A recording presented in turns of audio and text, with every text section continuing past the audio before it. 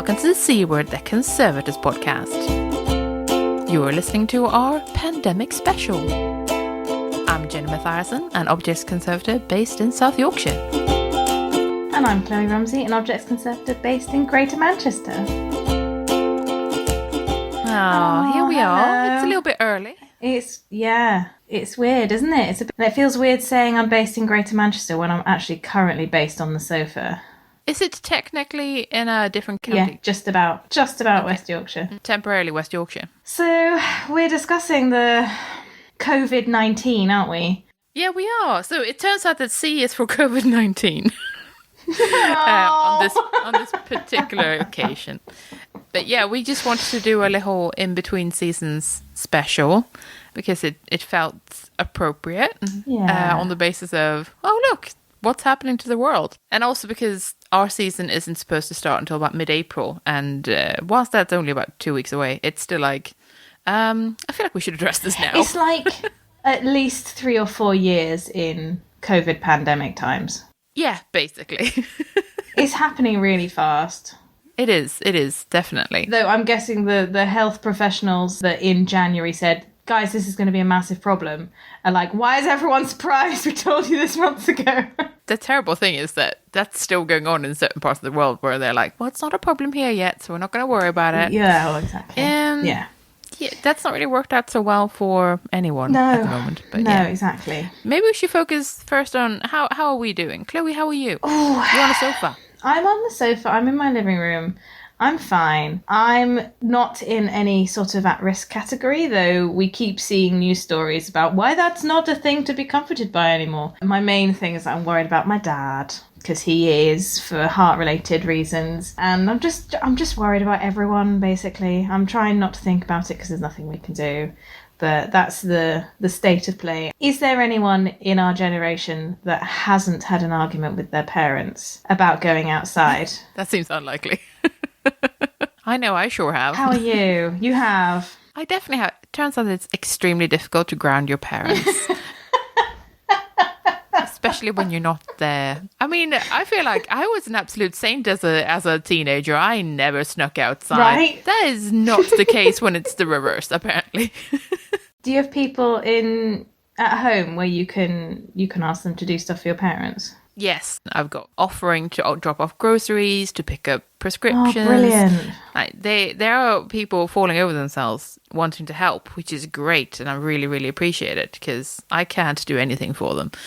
But no, I have people who are offering to help, which is grand. It's just that they are refusing help because they are stubborn people. Why are they refusing help? Oh, people of a certain generation are very proud.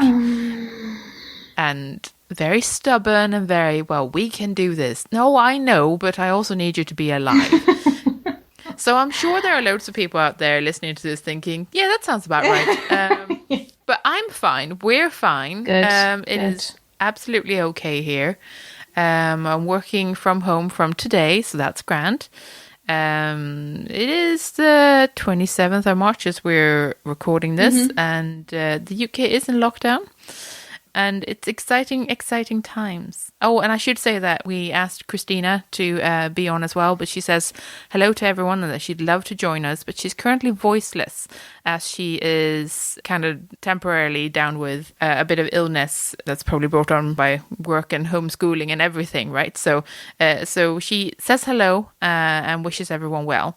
So yeah, shout out to Christina, who's feeling a bit poorly at the moment. Hi, Christina. Well, I'm glad to hear that we're largely okay. Yeah, that's good. Yeah. So I was thinking we could talk a little bit about the impact on the sector that we've seen, because it's been significant, to say the least. It has been significant, hasn't it? And it's also, which I found very interesting, been quite varied, quite highly varied. We are all in very varied situations, but just between you and I, both in permanent mid-career type positions. Yeah. I was sent home. I was sent home Wednesday the 17th. Oh yeah, that's a lot earlier than me. And then was instructed to work from home if I could as much as I Yeah. could, I should say, until as the country went into lockdown and everyone had to work from home Yeah. as much Yeah. as on Yeah. which Exactly. day was it? 23rd? Yeah, Monday, right? Yeah, I think so, yeah. But you're completely different, your situation. Yeah, there have been updates every day, I should say, about like what the current regulations are and like kind of updates. Things are very much changing day to day, which is really interesting. Yeah. I mean, the one thing that's not changing is that rules are now strict. That's probably the thing to say. Yeah. It's not like it's on and off. Like you can go outside, you can't go outside. No, it's you do not go outside, please. They're pretty stern on that. But yeah, no, that's right. I kept going to work until yesterday. We'd been closed to the public since the previous Friday, so the 20th. And again, it really has varied how quickly people have been closing things and that sort of thing. And a lot of confusion has been over things like, because I work for a local authority, that means that things work a little bit differently, and that there are some core functions that we were expected to continue, or that there weren't clear directives on and stuff like that. So there's been a lot of that, and also there's a lot of, as local authority workers, we can be essentially redeployed. So that means that if they need us to do something else that's essential to keeping people's lives running, they can send us off to do that, which is, of course, quite different. So from most people who just get to go home and work from home and know that your job is your job. That's not necessarily the case if you work for local government. Now, I'm not saying that's necessarily the case for me because I don't know what's coming. Yeah. I think this is all a day-by-day basis. And for now, I look forward to really doing some of my backlog paperwork that's been haunting my desk for sometimes years. So I guess one of the reasons we're doing a COVID special now is because we really want to talk about working from home to start the season. But we were really aware that if we did that without doing a special on this topic, we'd end up making it a very COVID specific working from home episode. And yeah. I mean, after this happens, no one's going to want to necessarily re-listen to the shitstorm that happened when we were all in lockdown for this horribly scary reason. No, but working from home is a useful topic to tackle, so that's why we're going to do that. Tune in a few weeks. Yeah, exactly. We're going to kick off the season with that. It has been different just between the two of us, but at the time of recording, nearly every museum, gallery and heritage site in the world is shut indefinitely. Now, that's not something I thought I'd ever say out loud. It's really crazy. It's really crazy. There are some exceptions, which is why I said nearly. Last I heard, there were some parts of Asia that still had, some things open, that sort of thing, and some things have reopened and then reclosed again. It's been a bit of a merry-go-round on this. Yeah. But most things are closed, and that is true of a lot of society as well. And places of worship, which surprised me. Yes. And then, obviously, because things are closed, that means losses of income and sometimes staff being laid off, essentially. Yeah, basically not everyone can work from home, and when it's part-time, 0-hour contracts or freelancers, there's been a tendency to let them go rather than keep them on and having them doing something from home. So it's been a miserable little time from that point of view. I think that bit's this kind of the worrying bit. In terms of well-being and the value that museums provide, I've seen a lot of really kind of innovative things that museums have been trying to do to stay in the sort of public sphere. So doing like video tours and sharing different objects and stuff that are accessible on the online databases. Yeah, I must say that it's been absolutely tremendous. That's like amongst the sunshine stories to see how people are sharing things in alternative ways. Yeah, and that's been really lovely. Definitely. So I think there's like a huge amount of creativity and wonderfulness that comes out of this as well, which has been really, really great. It sounds weird to say that this during a pandemic, but it's not all bad. I think a lot of people have been looking for the silver lining. There's been, everything from video tours, as I said, to dance-a-size, and the feeling of like increase community, even though we can't see each other. Sorry, I'm on my looking at my laptop screen right now and just had an email notification which was about COVID-19 from whichever insert institution here, just popping up all the time. We have been getting a lot of emails about it, haven't we? A lot, yeah. And and everyone's just trying to do their bit, which is amazing. I mean, I don't know about you, but a very, very small part of me feels that maybe this was caused by me wishing too hard to just spend a bit of time at home. You know? It's like playing the floor is lava, except the outside is lava. Yeah, exactly. Right, so that's kind of overall, that's a thing that's been happening. But then I was thinking, how does that apply to Conservators in particular? Well, I think it's certainly loss of income for freelancers in particular. Yeah. And I think it's going to be, it's one of those times when I think the sector really needs to realize that there are a lot of freelancers now, and that not everyone has a cushy job that they are just in permanently, and that there are so many other types of jobs that are temporary or project-based or freelance, and that deserves to be taken seriously. And I've been really glad to see that, you know, all the freelance networks and Icon as well have all, you know, kind of realize this, and like, is the package that the UK government offered self-employed people just the other day enough to support you? If it isn't, let us know, etc., because these are the sorts of things that we need to know. And then I was getting a bit philosophical about all of this, right? In terms of conservation as we know it, it does have a lot of old people in it, and I'm a bit worried for them. Yeah. I'm quite worried that suddenly we're going to lose a lot of skills and a lot of knowledge just through sheer force of nature. And that makes me very unhappy. It's a little bit of a memento mori moment of, oh, if you don't share your skills with people, then no one gets to carry them on after you. And that's kind of a strange feeling, but also one that I think means that sharing is going to become so much more important. Just hammers home that we need to pass on knowledge, and that's not because you're old or you're wise or you've done this for 40 years. We all need to share our knowledge, and that we all need to make sure that there's a pool of knowledge that everyone can dip into, and that we can keep going as a profession. We're not as much at risk as some professions are, because some professions have very few practitioners, very few apprentices, very few young people going into them, and they're going to be in real trouble after this, I think. So I think there's actually a tremendous amount of hope in the conservation community, because we have a lot of young people coming into it, willing to pick up skills as well. And I think it's just, we really need to share. Now's the time to share, people. I mean, yesterday was the time to share, but now is also the time to share.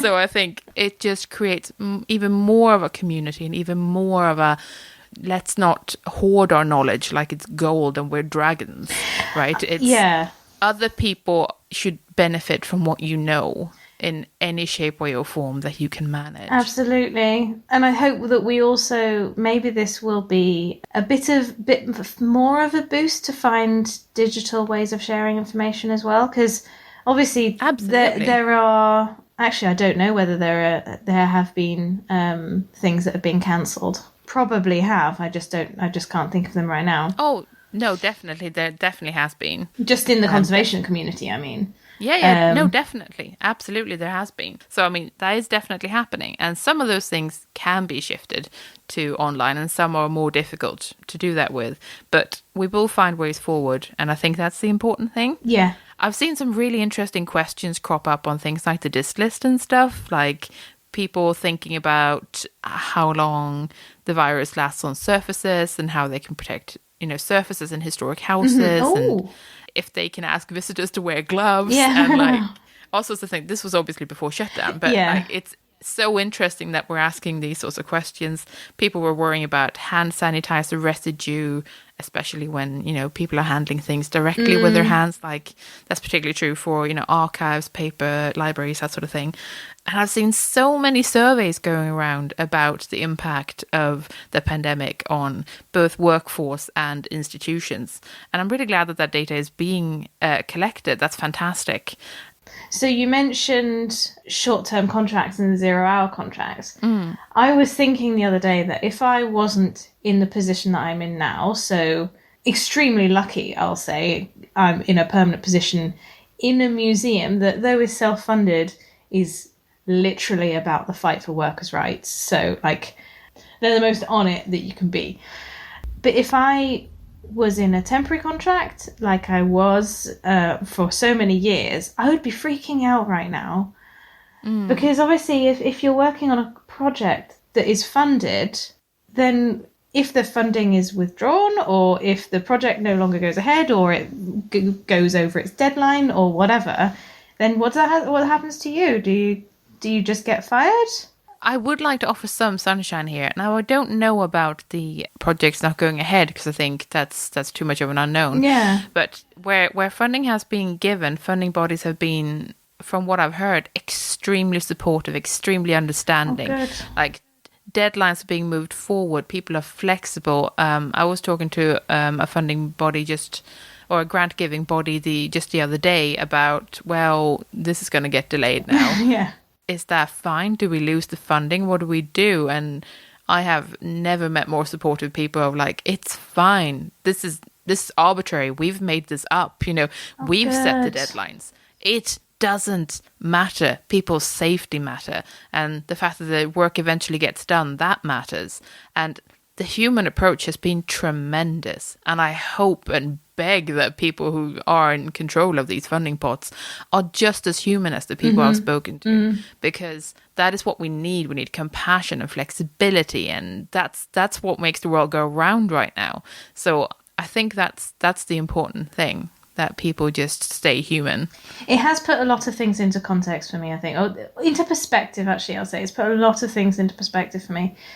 Though we can be rushing towards something, and though we can be stressing out about a project that we have to finish, and, oh no, I've not done IPM yet, or I've got to write this, paper as well as deliver this piece of work, and how about that exhibition, and pack objects, and blah, blah, blah. And then it's just stopped. Everything just stopped. The perspective to me was, oh, okay, so that wasn't life or death. Obviously, it helps that everybody stopped at the same time, because they also don't want you showing up at their museum to install an object for an exhibition that isn't happening anymore. Because that'd be madness. Yeah. But I think it just made me think, all right, I don't need to be stressed about not being able to do this because everyone's in the same boat. And if funding bodies, the fact that this is a global pandemic is what's really made this different from anything else that's ever happened. Everything is allowed to pause for a bit. Now, things do still go on. Don't get me wrong. We're clearly still, taking over. We're doing our work from home as much as we can, that sort of thing. And those things are also important in their own way. But I think it's just been a bit of a time to think and reflect on why we're rushing things or why something's important and all that. And that bit's been a positive, even if it's been really stressful. That was a very sunshiny and holistic thing to say, and I don't mean to go down on that, but it did make me think, now we're in lockdown, now loads of places are in lockdown around the world, and if they're not, they kind of should be. It's it has made me think, why didn't we do this sooner? It was fine. This is fine. This is scary and stressful, and people are having to homeschool and all of that. But why didn't we do this sooner? And then the magnitude of the problem would have been so much less.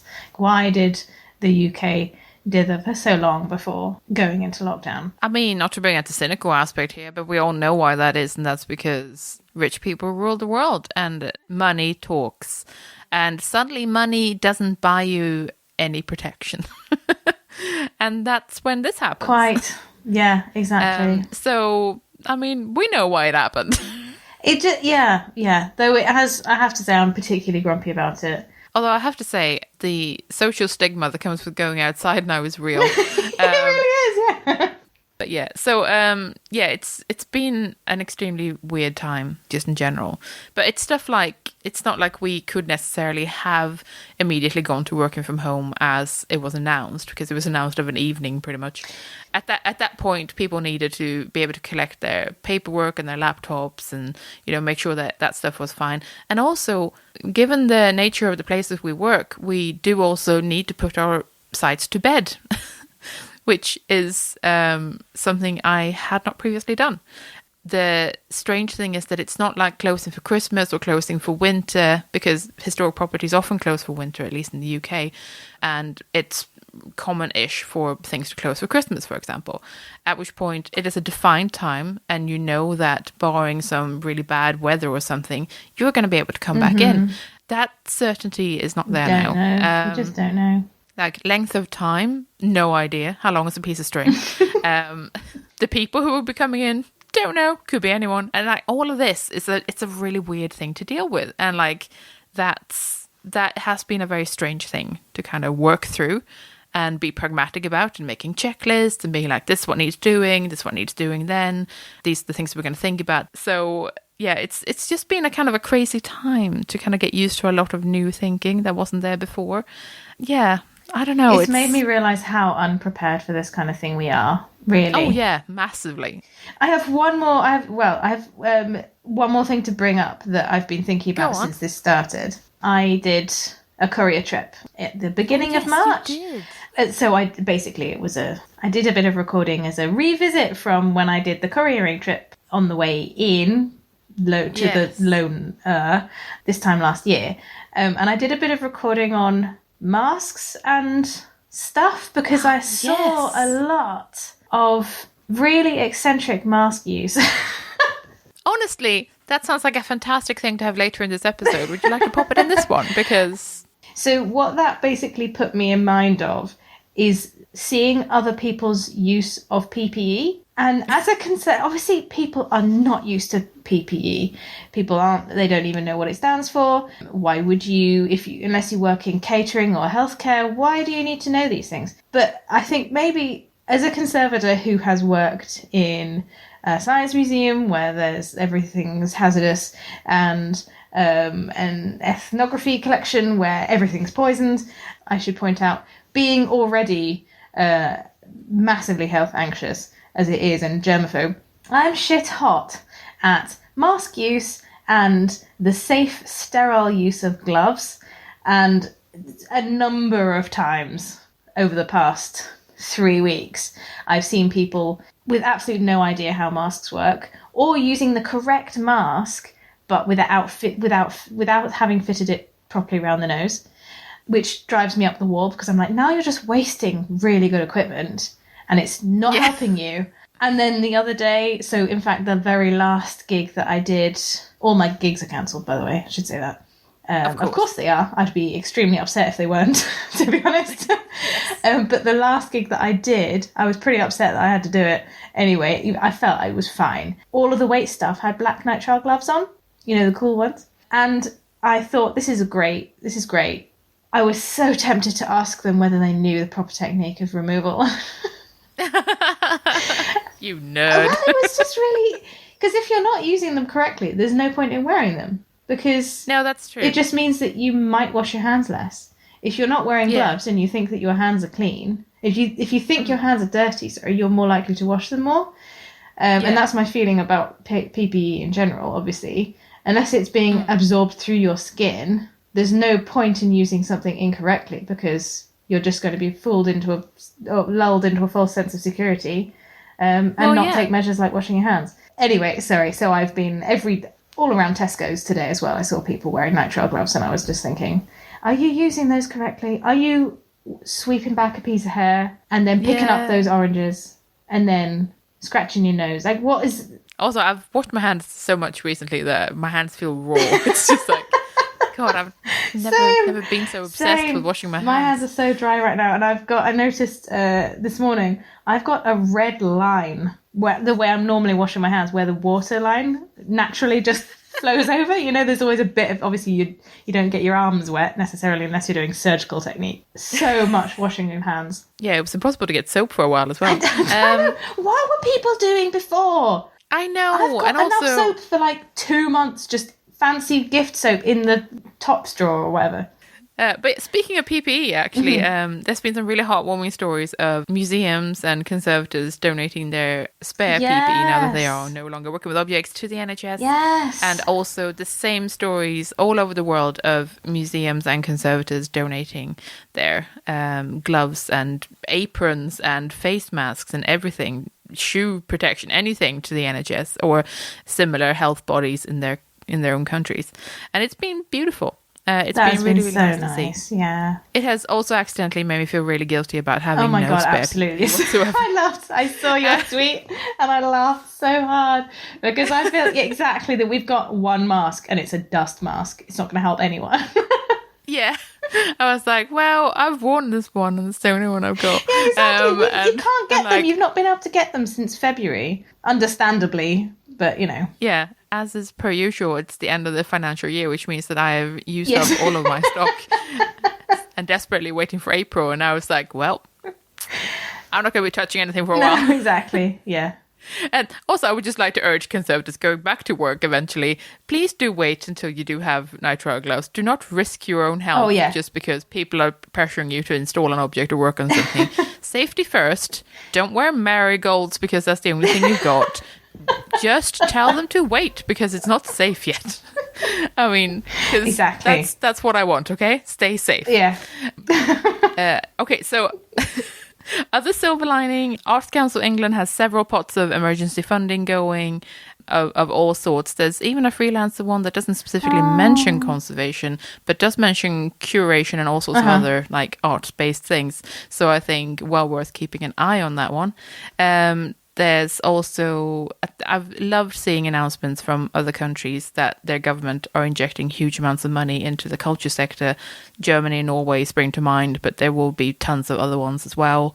I saw that the BBC is going to do a culture or museums in quarantine type series, which is very exciting, and I can't wait to see what that is. Because if there's anything we need now, it is definitely public awareness that we're still around, that this is the impact on the sector, and that we're still cool places, people. We're still cool places. I've seen some great stuff on social media, like you mentioned. My favorite things are things like Museum from Home. That's been a great one, where people share things about their favorite objects and all that stuff. And then I love that one. Conservators at Home and Conservation from Home are also ones that I've been enjoying. Now, the Icon Book and Paper Group have launched a series of free webinars. I think they're free. But anyway, webinars that people can attend that are hugely oversubscribed because people are going nuts for this, which is great CPD from home. I don't know if any of the other groups are doing anything like it. If you are, give us a shout and we'll promote that. Yeah, and we can talk about it more in the Working From Home episode as well, actually. That would be a good revisit. Absolutely. We have several places setting up pages with good resources for dealing with the COVID-19 crisis. So Icon has a page that's being updated. AIC has one, the National Archives as well. Loads of good resources and links to anything from research papers to checklists to where you can go for funding. People are on this, which is brilliant. So we'll put some links to those in the show notes in case anyone needs them urgently. Yeah, and I've loved the amount of skill sharing going on. It's really, really good to see. So I think we'll pull through, people. I think we will. We will. If anyone's feeling a bit blue and struggling a bit with everything, because we all have some amount of anxiety about this, then go and listen to our well-being episode. That's a really good one to listen to right now. It's called Looking After Your Conservator. We'll link to that as well. And speaking of well-being, I've got a bit of a book review in a few moments, which is also relevant to that. So stay tuned for that.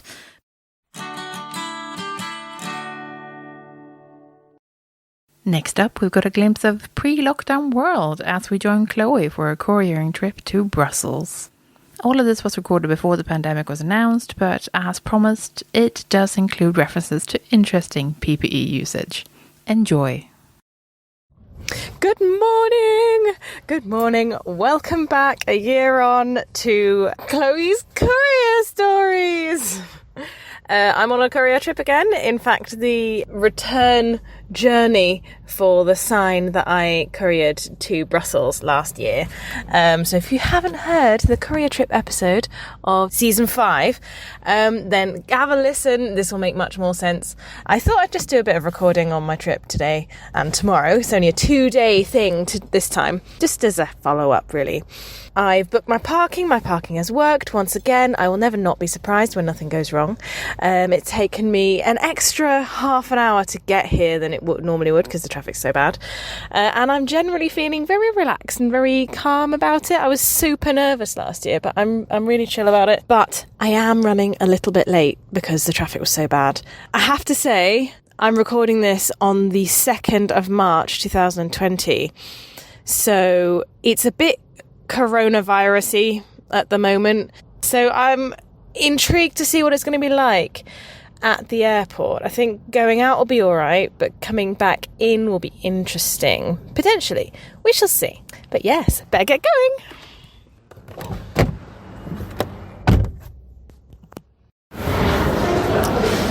So my gate hasn't even been announced yet, and my flight's already 15 minutes delayed.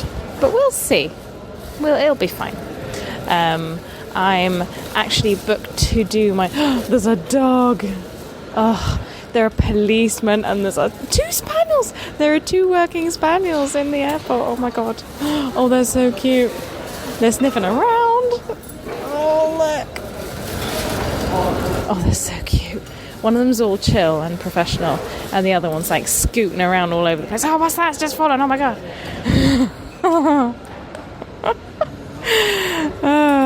What was I saying? Yeah, so I'm booked in to take my object off display at the House of European History at 9 o'clock tomorrow morning. So once I get to Brussels, essentially my time is my own. I intend to get chips and mayonnaise, and then find somewhere delicious for dinner. I don't mind, really. I don't think I've got much time to go museums searching, so essentially this trip is going to be about the work I have to do and food. So I'm wandering around Terminal 2. Last year, I remember I bought some really rather fabulous lipstick, but the next makeup I need for dancing is a specific palette from NYX, and they don't have a NYX counter, so I've been saved from myself, really. But I am also counting the masks, the protective face masks that I'm seeing, and I can't help myself judging a bit. Like, I'm not an expert on safety masks and PPE and stuff, but there's a lady sitting behind me wearing an FFP1 blue strap face mask that we're all familiar with in conservation, and I'm like, that's dust though, isn't it? That's not gonna do much unless someone coughs in your actual face. That's not gonna, because the virus will be closest to a vapor, right? So you'd need a red strap, P3, and she hasn't fitted it over her nose. She's just put it on. And I'm so tempted to go up to her and say, just pinch it just a bit over the bridge of your nose and then it'll be much more effective. Also, it's not effective, sorry, bye. But I'm not a bitch, so I'm not going to do that. But yeah, anyway, that's me whilst I'm waiting for my gate to open. I just saw 2 people with their masks fitted so incorrectly that I just totally forgot to have a little look at what rating they were. They were on sideways. They were fitted sideways. And you may be thinking, what? I was like, even with the nose on the cheek, the nose section on the cheek, and the sort of weird, awkward, narrow bit that goes next to your ear, like on your forehead and your chin. I don't understand. They didn't look effective, to be honest. I've only seen one correctly proper fitted mask. I've only seen one proper, correctly fitted mask so far, and it was just worn by a stylish Asian man who was just rocking it, walking along. That's the only one so far, out of 7, I think. I'm in Brussels. The weather is exactly the same as it is in England. Wet, really wet, and I got off at the wrong stop. So I'm now walking the distance between the last stop and the stop I needed to be at, but I don't mind. Good morning, I'm on my way. I'm running a little bit late because I've just checked out of my hotel and there was a long queue. Basically, it took a little bit longer than I thought it would, so I've got 8 minutes to walk a 10-minute distance, but that's okay as long as I don't get too lost. So I'm confidently walking up this street as though I know where I'm going. But is this the way? I should probably... Oh no, I see the station. I'm going in the right direction. It's all right, everybody. Don't worry.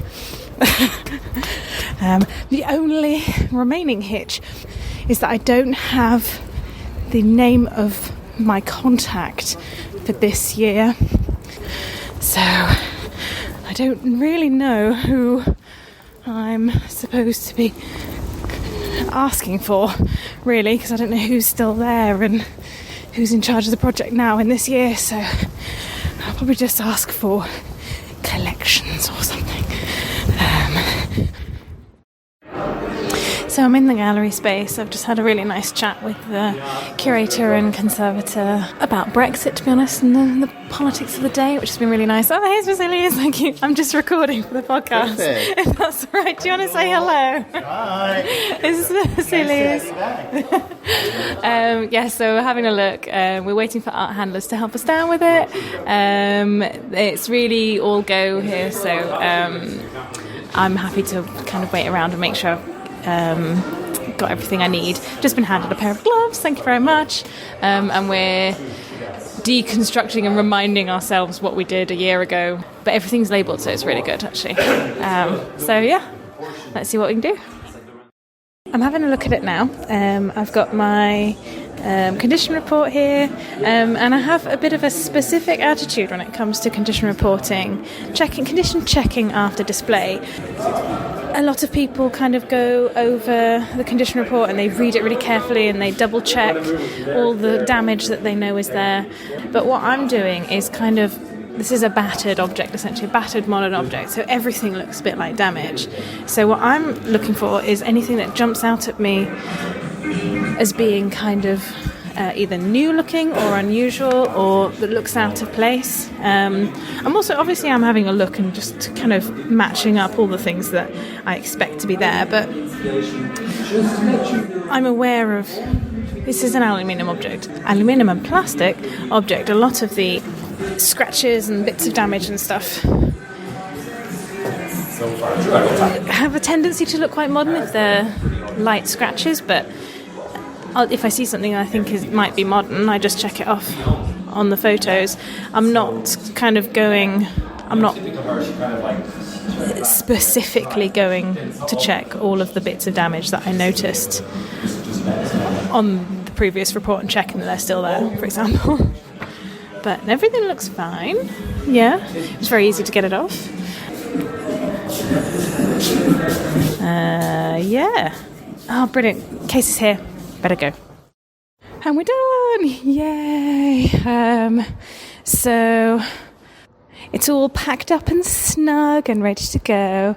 The crater's got its full tape on, which is nice. And now I'm just walking around the museum just to kind of say goodbye to it. Oh, and out the window I can see the really interesting geese that I saw last year, and I don't remember if I included it on my edit last year about how cute these geese are, but they're kind of orange and cream coloured. Anyway, I'm going to go and have a look at the Brexit case and just sort of be around European history for a bit, and then I'm going to go and get some chocolate, and then I'm going to get to the airport. So everything's gone very well. I'm very happy. It's been really lovely to work with them. Very nice to see everyone again. Definitely not as stressful as it was last year, even considering the contamination potential. But so far, everyone's fine. So yeah, thanks very much for listening.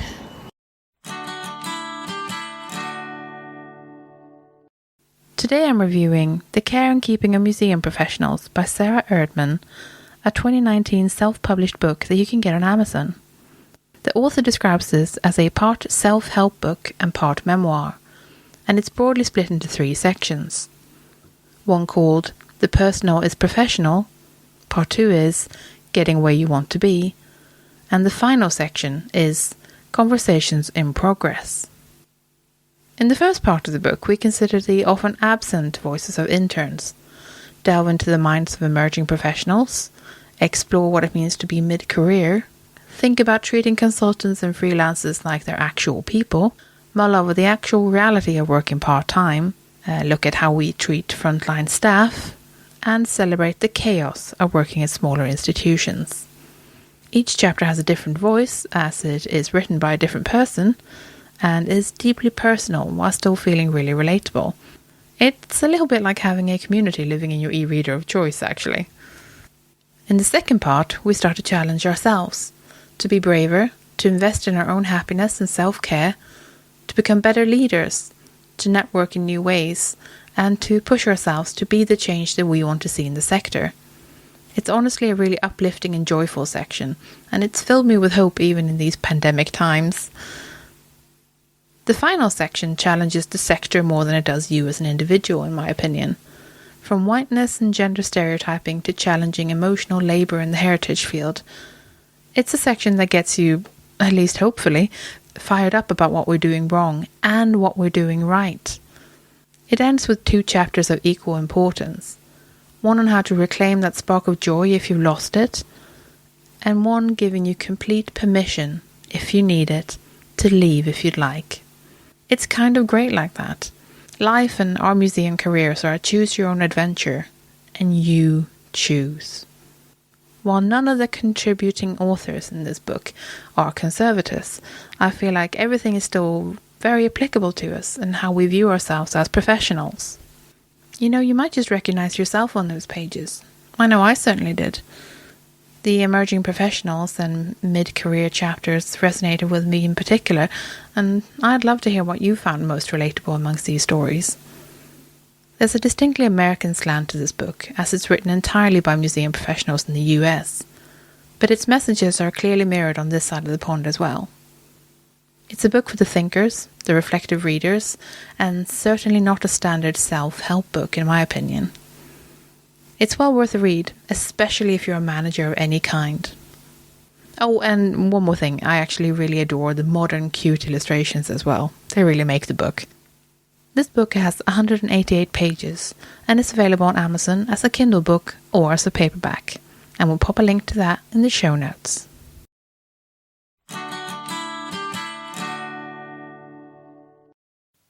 I just want to say a huge thank you to all of the volunteers who have helped us transcribe episodes, because we have actually got a volunteer per episode now. So they're not all done as such, but you are working on every single episode that we have released. That is amazing. And I am so impressed with you all. And we'll be trying to put the finished transcripts online in the next couple of weeks. So huge thank you to everyone who's helped us. You're absolute superstars. Thank you so much. You're amazing. That's amazing. You are making our show more accessible, and thank you so much. It's been a huge pleasure to have your help.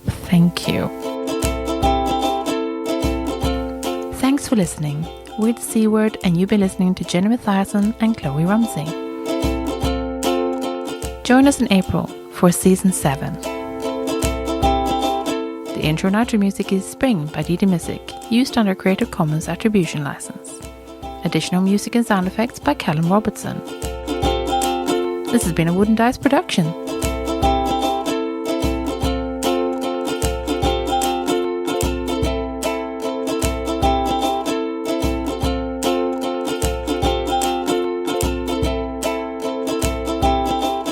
Hi, Hilda. I was trying to encourage her to meow. You gonna meow? But now, you realise I'm going to put this at the end of the episode, right? Well, this is why I wanted her to meow. She's been yelling at me. Oh, Yeah, you flicky tails.